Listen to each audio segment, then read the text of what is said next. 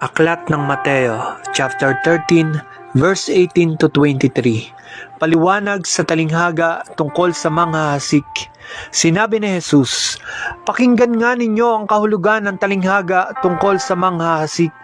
Ang mga nakikinig ng salita tungkol sa paghahari ng Diyos, ngunit hindi nakauunawa nito, ay katulad ng mga binhing na hasik sa tabi ng daan. Dumarating ang masama at inaagaw ang nahasik sa kanilang puso. Inilalarawan ng binhing nahasik sa kabatuhan ang nakikinig ng salita at masayang tumatanggap nito kaagad. Ngunit hindi ito tumitimo sa puso nila, kaya't hindi sila nananatili. Pagdating ng mga kapighatian o pag-uusig dahil sa salita, agad silang nanlalamig."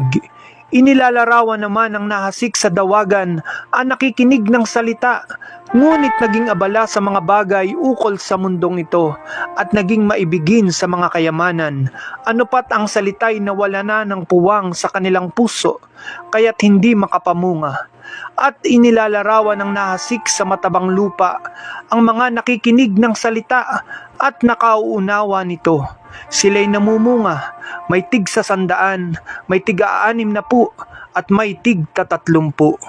Amen.